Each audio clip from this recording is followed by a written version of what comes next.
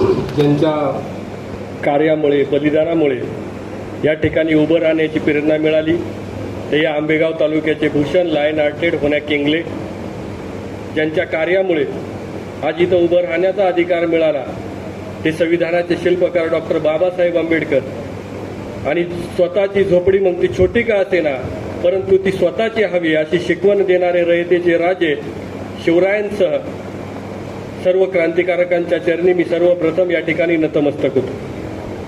नतमस्तक होत असतानाच आज आंबेगावचा जो काही विकास झालेला आहे त्या विकासाचं स्वप्न ज्यांनी सगळ्यात आधी पाहिलं असेल ते लोकनेते आदरणीय दत्तात्रयजी वळसे पाटील साहेब आणि आदिवासींचा स्वाभिमान जागृत करणारे लोकनेते आदरणीय शंकर विठू केंगले यांनाही मी अभिवादन करतो। आज ज्या शेतकरी मेळाव्याच्या निमित्ताने आपण सर्वजण जमलेलो आहोत त्या शेतकरी मेळाव्याचे प्रमुख पाहुणे आदरणीय दिलीपरावजी वळसे पाटील साहेब, त्याचबरोबर आदरणीय दादा शिवाजीराव आढळराव पाटील साहेब, त्याचबरोबर पक्षाचे सर्व मान्यवर पदाधिकारी।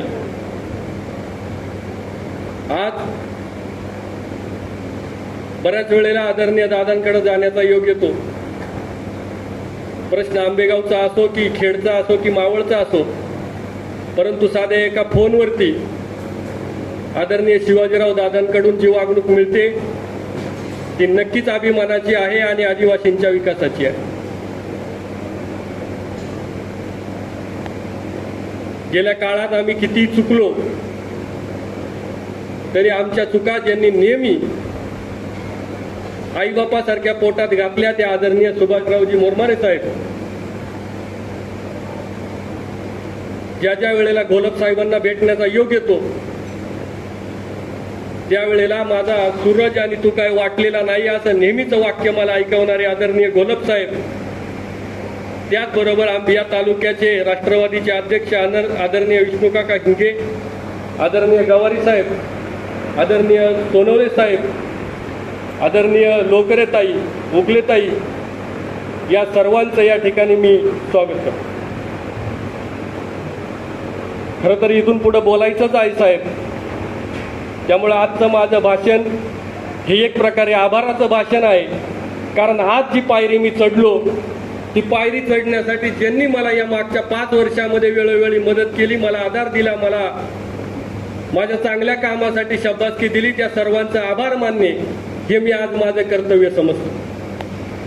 2019 सालामध्ये कोरोना आला आणि या कोरोनामध्ये निवांत घरी झोपा काढत असताना ज्या माणसाने ही आदिवासी विचारधारा कोरोनासारखी माझ्या डोक्यामध्ये पेरली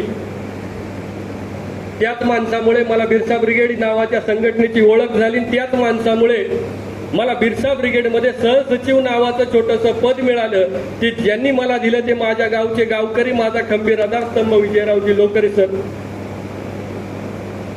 पदानं सुरुवात झाली, सहसचिव झालो, परंतु आयुष्यात कधी आंदोलनांमध्ये साधा भागही घेतलेला नव्हता।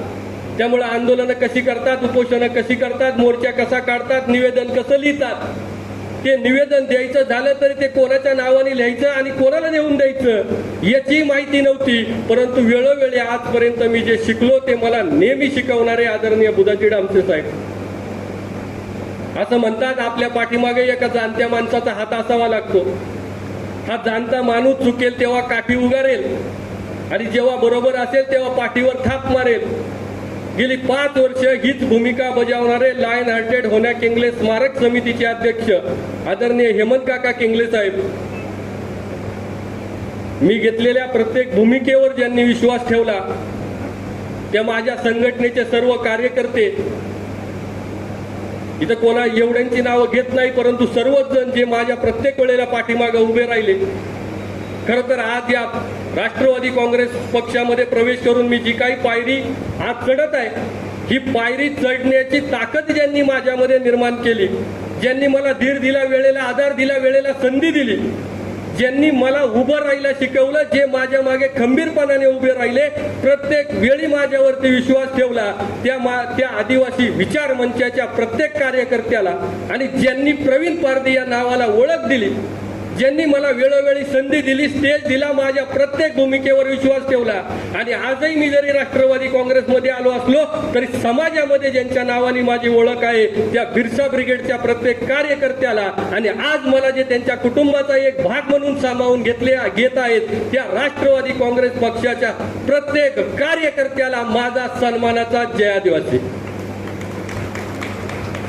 तुमच्या स्वतःजवळ असणारे विचार वाढत जातात, त्याची उंची वाढत जाते ते आयुष्याच्या अनेक वळणावर तुम्हाला भेटत असणाऱ्या माणसांमुळे. जी जी माणसं तुमच्या आयुष्यामध्ये येतात ती जी चांगलं देऊन जातात त्या चांगलं देणाऱ्याचं चांगलं स्वीकारायचं असतं आणि त्याच्या बोटाला धरून पुढची पायरी चढायची असते. अगदी गेल्या काही दिवसामध्ये ज्यानं माझ्या बोटाला धरलं आणि इथपर्यंत आणलं ते पराग साखर कारखान्याचे चेअरमन आदरणीय ईश्वरधन दादा ढाके. खरं तर तिरपाडमध्ये फॉरेस्टच्या बांधकामावरून प्रचंड विरोध झाला, प्रचंड भांडणं झाली. ते काम ज्या कॉन्ट्रॅक्टरचं होतं त्याच्याबरोबर ओळखच भांडणातून झाली. ती भांडणं काही साधी सुधी नव्हती, इथं सांगण्यासारखी गोष्ट नाही. मात्र ज्याची ओळख प्रचंड भांडणातून झाली, मात्र आज अनेक कार्यकर्ते मला म्हणतात का तू तात्याचा माणूस आहे. असा माझा मित्र पत्रकार आदरणीय निलजजी कान्हव साहेब. अगदी दोनच भेटी माझ्या त्या माऊलीशी झाल्या आणि ज्या माऊलीनं माझ्यावर आणि माझ्या विचारांवर विश्वास ठेवला त्या आदरणीय किरणताई वळसे पाटील साहेब. जेव्हा मी राजकारणात नव्हतो, समाजकारणात नव्हतो, अगदी साहेब गावच्या सरपंचाला जरी सांगायचं झालं तरी बापाचं नाव सांगायला लागायचं. मी यांचा मुलगा. तेव्हा गावचा सरपंच, गावचा नागरिक मला ओळखायचा. मात्र अशी ओळख असताना सुद्धा काही वर्षांपूर्वी मी प्रचंड अडचणीमध्ये मोठ्या संकटात सापडलेलो होतो. याला साधारण 8-10 वर्ष झाली. ज्या मोरमारे साहेबांमुळे ते संकट माझ्यावरचं गेलं आणि मोरमारे साहेबांच्या शब्दाखातर त्यावेळेला या माणसानं केलेली मदत मी आजही विसरलो नाही, उद्याही विसरणार नाही. असे आदरणीय युवकांचे प्रेरणास्थान बंटी दादा साहेब. वेळेअभावी इथं मी बऱ्याच जणांची नावं घेऊ इच्छित नाही, परंतु साहेब अनेक वेळेला पूजनला जायचा योग यायचा. जेव्हाही समाज कार्य करायला लावलो, समाज ओळखायला लागला तेव्हा अनेक जण ओळख द्यायचे. मात्र आजही पूजनची ओळख आहे. पूजनला गेल्यानंतर कोणी ओळख द्यायचं नाही, कोणी ओळखलं तरी ओळख दाखवायचं नाही. मात्र अशा वेळेला सुद्धा त्या ठिकाणी एक माणूस पाहिल्यानंतर हातात हात मिळवायला यायचा. तो म्हणजे आदरणीय दादांचा ड्रायव्हर माऊली दादा. आणि त्याच ऑफिसला गेल्यानंतर कोणी ओळखो नाही तर नाही ओळखो, परंतु चहाचा कप हातात ठेवणारे नटवर दादा गवारी या सर्व व्यक्तींचा मी या ठिकाणी आभारी. कारण तुम्ही जर ती साथ मला दिली नसती, ती ओळख दिली नसती, ती प्रेरणा दिली नसती तर आज या ठिकाणी साहेबांच्या बरोबरीने बसण्याचा योग माझ्या आयुष्यामध्ये कधी आला नसता. खरं तर आज मी या पक्षामध्ये पक्षप्रवेश का केला हा अनेकांना पडलेला प्रश्न आहे. त्या तेवढ्याच प्रश्नाचं उत्तर देऊन मी थांबणार आहे. 2019 मध्ये मी या संघटनेमध्ये बिरसा ब्रिगेडमध्ये सामील झालो. सामील झाल्यानंतर तालुक्यातील एक कार्यकर्ता म्हणून काम करत असताना आणि तालुक्यातीलच नव्हे तर अगदी तालुक्याबाहेरील कामांना सुद्धा मी वाहून घेतलं. खरं तर त्यावेळी संघटनेने माझ्यावर टाकलेला विश्वास व जबाबदारी यातूनच मी आजपर्यंत घडत गेलो. तालुक्यामध्ये लायन हार्टेड होण्या केंगले यांचं नाव पंचायत समितीच्या क्रांती स्तंभावरती यावं यासाठी केलेल्या आंदोलनांमध्ये मी सहभागी होतो, याचा मला नितांत अभिमान आहे. तिरपाड येथे सुरू असणाऱ्या फॉरेस्टच्या बांधकामांना केलेला विरोध, अनेक वर्षापासून विस्थापित झालेले माझे पुनर्वसित नागरिक बांधव यांना एकत्र करण्यासाठी केलेला प्रयत्न, माझ्या ठाकर बांधवांना आधार कार्ड पासून मृत्यूचा दाखला मिळेपर्यंत केलेला प्रयास, माझे कातकरी बांधव स्मशानभूमीमध्ये राहतात, त्यांना हक्काचा निवारा मिळाला पाहिजे, त्यांना हक्काचं घरकुल मिळालं पाहिजे म्हणून काढलेला मोर्चा, केलेलं उपोषण, किचन सेंट्रल मधून माझ्या अनेक आदिवासी बांधवांना त्या ठिकाणी निकृष्ट दर्जाचं जेवण जातं. त्याच किचन सेंट्रलच्या विरोधात 3-3 दिवस रात्री 1-1 वाजेपर्यंत केलेली आंदोलनं, ज्या भीमाशंकर ट्रस्ट मध्ये आज आदिवासींना अस्तित्व नाही त्या ठिकाणी आदिवासींना अस्तित्व मिळावं म्हणून सुरू असलेला लढा, ज्याची नोंद इंग्रजांना लायन हार्टेड म्हणून घ्यावी लागली, त्या होनॅक इंग्लंडचं स्मारक त्यांच्या जांभोरी गावी व्हावं म्हणून घेत असलेली भूमिका, आजही औपे खोऱ्यामध्ये आपल्याला साहेब 11वी-12वीची व्यवस्था नाही. औपे या ठिकाणी 11वी-12वीची शाळा व्हावी यासाठी सुरू केलेल्या प्रयत्नाच्या अनेक तालुक्यातील अनेक प्रश्नांना संघटनेच्या माध्यमातून वाचा फोडण्याचं, आणि फक्त वाचा फोडण्याचंच नव्हे साहेब, तर आपल्या माध्यमातून आदरणीय शिवाजीराव दादांच्या माध्यमातून ते काम कसं पूर्ण होईल याकडे मी गेली 4-5 वर्ष झाले काम केलं. मात्र या काळात उभे केलेले अनेक प्रश्न सोडवण्यासाठी संघटनेचा एक पदाधिकारी म्हणून काय त्या ठिकाणी मर्यादा येतात त्या स्वतः एक पदाधिकारी म्हणून मी अनुभवल्या. वर उल्लेख केलेले अनेक प्रश्न सोडवण्यासाठी साहेब मोर्चा काढला, समाज जागृत केला, निवेदनं दिली, वेळ प्रसंगी उपोषणाची पत्र दिली, परंतु हे सगळं केल्यानंतर शेवटी पुन्हा तो प्रश्न सोडवण्यासाठी लोकप्रतिनिधींच्याच दारात जावं लागलं आणि त्यांच्याशी चर्चा करावी लागली. साहेब गेल्या काळामध्ये संघटनेच्या माध्यमातून खूप लढलो, अनेक प्रश्न उपस्थित केले, उपोषणं केली, पण जे प्रश्न मी उपस्थित केले ते प्रश्न सोडवण्यासाठी ज्यांच्या हातामध्ये सत्ता आहे त्या सत्ताधाऱ्यांपर्यंत जावं लागलं. आणि जाताना एक गोष्ट कळाली, संघटना म्हणून जाणं आणि त्यांच्या पक्षाचा कार्यकर्ता म्हणून जाणं यात जमीन आसमानाचा फरक आहे.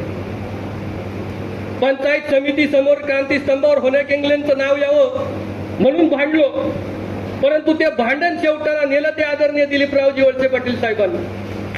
आदरणीय मोरमारे साहेबांच्या मध्यस्थीतून तिथला प्रश्न सुटला आणि आज लायन हार्टेड होनॅक इंग्लंडचं स्मारकावर आपल्या क्रांतीस्तंभावरती नाव आहे. कातकरी बांधवांच्या घरकुलासाठी पिंपळगावला आपला कातकरी स्मशानभूमीमध्ये राहतो, त्या फुलवडे या ठिकाणी कातकरी जेव्हापासून धरण झाले तेव्हापासून उन्हाळ्या पावसामध्ये राहतो. त्या दोघांनाही कुठंतरी निवारा मिळावा यासाठी उपोषणही करून झाली. मात्र या प्रश्नाचा शेवट आदरणीय दिलीपरावजी वळसे पाटील साहेबांनी केला. थोड्याच दिवसामध्ये आपल्याला कातकऱ्यांसाठी घरकुलं दिली. एवढंच नाही, डिंबे धरणामधून जे विस्थापित झाले त्या विस्थापित झालेल्यांपैकी 350 लोकांना साहेब अजून जमिनी मिळाल्या नाहीत. आजही त्या जमिनी पुनर्वसन भागामध्ये शिल्लक आहेत, परंतु त्या का मिळत नाही याच्या खोलात गेल्यानंतर कळालं की त्यांच्या जवळ 12(2) नोटीस नाही, चलन पावती नाही. आणि कलेक्टरांना भेटल्यानंतर कळालं की जोपर्यंत मंत्रालयामधून त्याची ऑर्डर निघत नाही तोपर्यंत त्यांना परत ते कागद आपण देऊ शकत नाही, आणि जोपर्यंत हे 2 कागद मिळत नाही तोपर्यंत पुनर्वसन पूर्ण होऊ शकत नाही. सदरचा प्रश्न ज्या वेळेला आदरणीय दिलीप वळसे पाटलांकडे घेऊन गेलो त्यावेळेला साहेबांनी प्रांतांना विचारलं काय करावं लागेल. त्यावेळेला प्रांतांनी साहेबांना सांगितलं, साहेब याचा स्पेशल केस म्हणून अहवाल पाठवावा लागेल. मला आजही साहेबांचं उत्तर आठवतं, प्रांत साहेब तुम्ही अहवाल तयार करा, बाकी मंत्रालयात काय करायचं ते मी बघतो. हा आधार हा महत्वाचा होता, हा मार्ग महत्वाचा होता. यासारखे अनेक प्रश्न जर सोडवायचे असतील, समाजाच्या कामी यायचं असेल, समाजाचे प्रश्न मांडून सोडवायचे असतील तर आज या ठिकाणी साहेबांची गरज आहे. आणि याच विचारानं मी राष्ट्रवादी काँग्रेस पार्टीमध्ये प्रवेश करतोय. साहेबांनी तालुक्यातील अनेक प्रश्न मार्गी लावले. खरं तर साहेब प्रत्येक वेळेनुसार अनेक प्रश्नांची गणितं बदलत जातात. 5 वर्षापूर्वी जो प्रश्न आपल्याला महत्वाचा वाटला असेल तो आज महत्वाचा वाटला असेल असं वाटेल असे नाही, आणि त्यावेळेला जो वाटला नसेल तो आज वाटेल असं नाही. साहेब तुम्ही मागच्या 40 वर्षामध्ये अनेक प्रश्न सोडवले, मात्र हे प्रश्न सोडवत असताना काही प्रश्न आपल्याकडून राहिले असतील कारण त्यावेळेला आपल्याला ते प्रश्न महत्वाचे वाटले नाही. मात्र साहेब या काळामध्ये ते प्रश्न आम्हाला महत्वाचे वाटले आणि ते प्रश्न घेऊन आम्ही जिथे जागा मिळेल त्या ठिकाणी मी ते तुमच्या समोर मांडायचा प्रयत्न केला. मात्र मी मांडलेले प्रश्न म्हणजे आदरणीय दिलीपरावजी वळसे पाटील साहेब यांना मी केलेला विरोध आहे असा अर्थ तालुक्यातील अनेक लोकांनी घेतला. पण प्रश्न मांडणे हा काही गुन्हा नाही आणि या ठिकाणी प्रश्न मांडल्याशिवाय तो सुटणार नाही. आणि तो प्रश्न मांडावा तोही कोणासमोर जो सोडवू शकतो त्याच्या समोर. आणि म्हणूनच दिलीपरावजी वळसे पाटील साहेबांसमोर मी प्रश्न मांडले. साहेबांना माझी सामाजिक भूमिका चांगली माहीत आहे. मी कालही प्रश्न मांडत होतो, आताही मांडत आहे आणि उद्याही मांडत राहील, कारण यातच माझ्या आदिवासींचा विकास आहे. आणि हेच प्रश्न सुटावेत यासाठी मी या राष्ट्रवादी काँग्रेस पक्षामध्ये प्रवेश करत आहे. खरं तर आज शेतकरी मेळावा आणि या शेतकरी मेळाव्यामध्ये आपला प्रवेश होणे ही माझ्यासाठी भाग्याची गोष्ट आहे. साहेब गेल्या अनेक दिवसापासून प्रामुख्याने आदिवासी भागात जोराचा पाऊस पडत आहे. आदरणीय नामदार साहेबांच्या सूचनेनुसार त्या ठिकाणी पंचनामा करण्याचे आदेश निघाले आहेत। पण साहेब, हिरडा हा आमचा प्रमुख स्रोत आहे। दर पावसाळ्यामध्ये दर गुरुवारी, बुधवारी, रविवारी थोडासा हिरडा घ्यायचा, तो बाजारात घालायचा आणि त्यातून येणाऱ्या पैशामधून मीठ मिरची विकत नेऊन पावसाळा काढायचा, ही आदिवासींची जगण्याची पद्धत आहे। परंतु हिरडा गेला, त्यावरच पाऊस थांबला नाही। आज जनावरांना घालायचा गवत आणि काडी सगळी पाण्यामध्ये नष्ट झालेली आहे। माणूस कसाही जगेल, जनावरांचं काय? एवढंच नाही साहेब, पूर्व भागामध्ये कांद्याच्या बराकी वाहून गेल्या, बाजरी नाहीशी झाली। भात हे आमचं एकमेव पीक, मात्र ह्या भाताला आता सध्या उघडीक नसल्याने भाजण्यात झाल्या नाही तर तो भात पेरायचा कुठे हा प्रश्न आहे। म्हणजे तो भातही गेला, म्हणजे एकंदरीत आदिवासींचं पूर्ण आर्थिक जीवन हे कोलमडलेलं आहे। आणि असं असताना आपण गेल्या 40 वर्षामध्ये साहेब आदिवासी भागातील जनतेला नेहमी मायेचा आधार दिला। तो यावेळी द्याल यात शंका नाही, परंतु इथं बसलेल्या प्रत्येकाच्या मनातला एक विषय सांगतो साहेब, आपल्याला या सर्व बसलेल्या समाजाच्या वतीनं विनंती आहे, येत्या थोड्या दिवसामध्ये आपण आदिवासी भागाचा स्वतः दौरा करावा आणि स्वतः ती परिस्थिती डोळ्यानं बघावी। साहेब, आज या ठिकाणी खरं तर अमोल अंकुश बोलला, डाम साहेब बोलले, त्यामुळे तेच प्रश्न मी परत नव्यानं उपस्थित करणार नाही। खरं तर अमोल जे बोलला ते माझ्यासारख्या तरुण कार्यकर्त्याचं मनातलं सगळं बोलून गेला। पण साहेब, आदिवासी भागातले आणखी 2 प्रश्न आपल्या समोर मला आज मांडायचे आहेत। साहेब, काल परवा धोधो पाऊस पडला, एवढा पाऊस पडला की पूरसदृश्य परिस्थिती निर्माण झाली। मात्र साहेब, ही पूरसदृश्य परिस्थिती 2-4 दिवसामध्ये निवळेल आणि 5व्या दिवशी ज्या भागात धोधो पाऊस पडला त्याच भागामध्ये आपल्याला पाण्याचे टँकर पाठवावे लागतील। साहेब, सातत्याने गेल्या अनेक वर्षापासून आदिवासी भागातली काही गावं ही दुष्काळग्रस्त आहेत, त्या ठिकाणी आपल्याला नेहमी पाण्याचे टँकर पाठवावे लागतात। मात्र त्याच ठिकाणची परिस्थिती आहे की पावसाळ्यामध्ये त्या ठिकाणी धोधो पाऊस पडतो। साहेब, धरणाचं पाणी पिकाला येईल तेव्हा येईल, पण आधी पाण्याची तहान भागणे गरजेची आहे। यासाठी माझी या माध्यमातून आपणास विनंती आहे की दुष्काळग्रस्त गावांसाठी सेपरेट आराखडा मंजूर करून त्याच्यावरती काम करणं आवश्यक आहे। साहेब, आपण काही दिवसांपूर्वी जांभोरीमध्ये आला होता, ज्या विवाह सोहळ्याला आपण उपस्थित राहिलात। खरं तर त्या गावाची नव्यानं ओळख करून द्यायची आवश्यकता नाही। गेल्या 40 वर्षामध्ये ते गाव आपल्या मागे अगदी शंकर विठून पासून तर एमडी केंगलेन पर्यंत आपल्या सोबत उभं राहिलं। साहेब, याच गावामध्ये जेव्हा आपण आलात आता, तेव्हा आपल्या भाषणामध्ये साहेब आपण म्हणाला होता,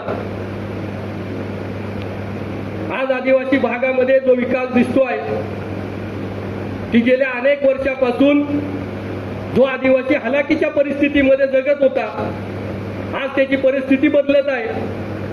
घराला पागान करणारा आदिवासी आज स्लॅबची घरं बांधतोय, रस्त्यानं पायी पायी फिरणारा आदिवासी आज 4 चाकीमध्ये जातोय। आणि हा बदल जर कशामुळे झाला असेल तो या शिक्षणामुळे झाला, असं साहेब आपण त्या ठिकाणी बोलला होता। साहेब, जांभोरीच्या प्रत्येक घराघरामध्ये एक नोकरदार आहे, पण हा नोकरदार ज्यांनी घडवला ती शाळा आज डबगाईला आलेली आहे। साहेब, 1990 सालामध्ये त्या जांभोरीमध्ये रयत शिक्षण संस्थेची त्या ठिकाणी शाळा झाली। आज गेली 40-45 वर्ष व्हायला आली, परंतु साहेब त्या शाळेचं नव्यानं बांधकाम झालं नाही, कारण 1 रुपया तत्वावरती उभं राहिलेली ती शाळा आहे। आणि जर आपण आज त्या शाळेचं बांधकाम नव्यानं केलं नाही तर त्या ठिकाणी शिक्षण घेण्यासाठी आपल्याला जागा राहणार नाही। जी पिढी आपण म्हणता शिक्षणानं उभी राहिली ती परत एकदा शिक्षणानं उभं राहण्यासाठी त्या जांभोरी गावामध्ये रयत शिक्षण संस्थेची जी शाळा आहे ती आपल्याला नव्यानं उभं करण्याची गरज आहे। आज या माध्यमातून आदरणीय शिवाजीराव दादांना, आदरणीय वळसे पाटील साहेबांना, त्याचबरोबर दोन्ही कारखान्यांचे चेअरमन, आदरणीय गोवर्धनचे डायरेक्टर, या सर्वांना माझी या ठिकाणी हात जोडून विनंती आहे का ही शाळा उभी करणे ही आदिवासी भागाची गरज आहे आणि साहेब आपण ती उभी कराल यात माझ्या मनामध्ये शंका नाही। खूप वेळ झाला बोलतो आहे, या ठिकाणी थांबतो। मात्र साहेब, जाताना आपण मला पक्षामध्ये घेतलं, आपण द्याल ती संधी आणि द्याल ती जबाबदारी पार पाडण्याचा आपल्याला शब्द देतो। आज या ठिकाणी राष्ट्रवादी काँग्रेस पक्षाचे अनेक कार्यकर्ते बसलेले आहेत। राष्ट्रवादी काँग्रेस हा नुसता पक्ष नसून ते एक कुटुंब आहे आणि मला अभिमान आहे की त्या कुटुंबाचा मी आज एक भाग झालो। या कुटुंबाचा भाग ज्या कार्यकर्त्यांनी मला कडून घेतलं त्या माझ्या समोर बसलेल्या सर्व कार्यकर्त्यांचे, त्याचबरोबर नामदार दिलीपरावजी वळसे पाटील साहेबांचे, आदरणीय दादांचे या ठिकाणी मी आभार मानतो. येणाऱ्या पुढच्या काळामध्ये आपण जी जबाबदारी द्याल ती जबाबदारी पार पाडून राष्ट्रवादी काँग्रेस पक्षाचं नाव उंचावेल अशीच कामगिरी माझ्या हातून होईल असा शब्द देतो आणि या ठिकाणी थांबतो. जय आदिवासी.